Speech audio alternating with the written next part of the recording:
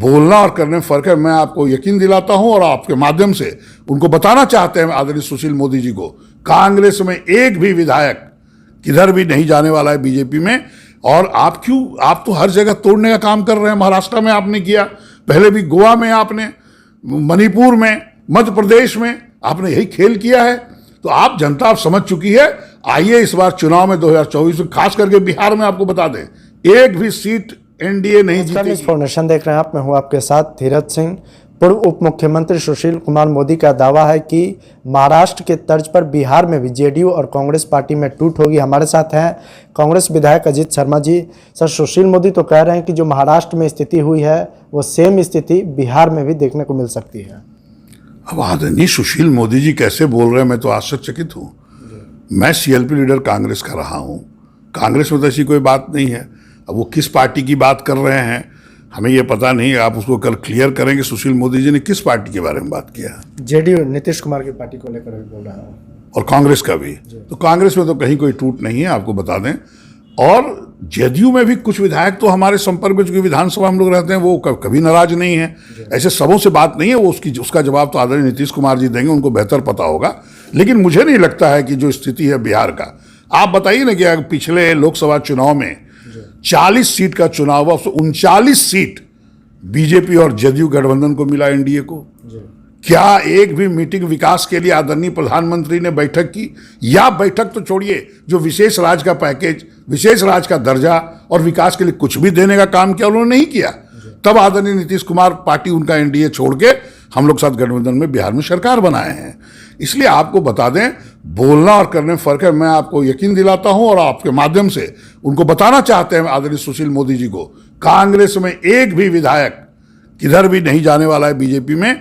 और आप तो हर जगह तोड़ने का काम कर रहे हैं। महाराष्ट्र में आपने किया, पहले भी गोवा में आपने, मणिपुर में, मध्य प्रदेश में आपने यही खेल किया है। तो आप जनता आप समझ चुकी है। आइए इस बार चुनाव में 2024 में खास करके बिहार में आपको बता दें, एक भी सीट एनडीए नहीं जीतेगी।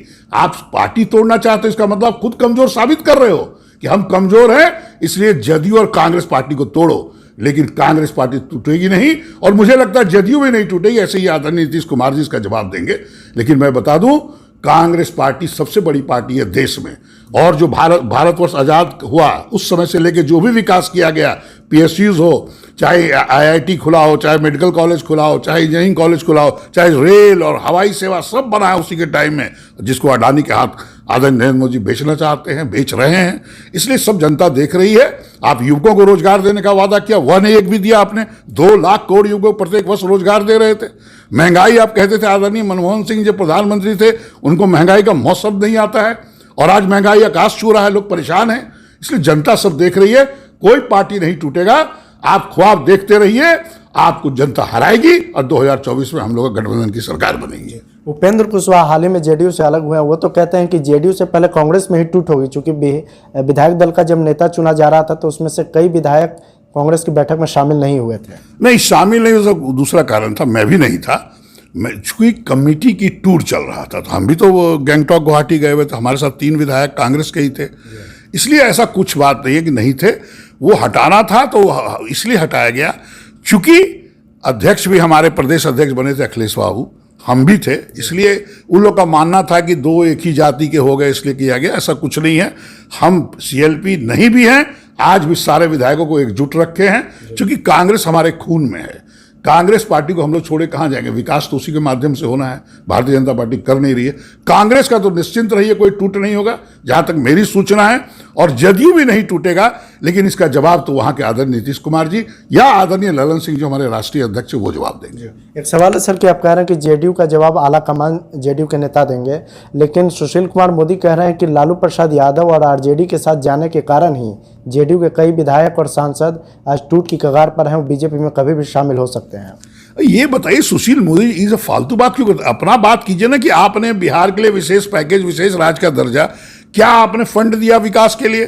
एक भी आदरणीय नरेंद्र मोदी जी केंद्र सरकार ने कोई बैठक करके कोई फंड दिया क्या बिहार के विकास के लिए? वो बात नहीं करते हैं। कौन टूट रहा है, कौन तोड़ने में ही लगे हैं। अरे आपको जनता ने जिता के भेजा है तो आप जाइए, जनता से मिलिए, जनता से वोट मांगिए। आप कोई कर्नाटक में देखें चुनाव में आप क्या हाल हुई आपकी, आगे भी जो छत्तीसगढ़ मध्य प्रदेश में होगा, आप कहीं नहीं है, कांग्रेस वहां स्वीप करेगी। और बिहार में भी आपको बता दें, जब ये लोकसभा का चुनाव होगा और ये गठबंधन, महागठबंधन 40 का 40 सीट जीतेगा, क्योंकि पिछला में हम लोग एक ही सीट जीते थे, किशनगंज, कांग्रेस पार्टी। इस बार हम लोग बहुत मजबूती से लड़ेंगे और बिहार की जनता हम लोग को सपोर्ट करेगी। बहुत बहुत धन्यवाद। यह कांग्रेस नेता अजीत शर्मा। दिल्ली से न्यूज़ फॉर नेशन के लिए मैं धीरज सिंह।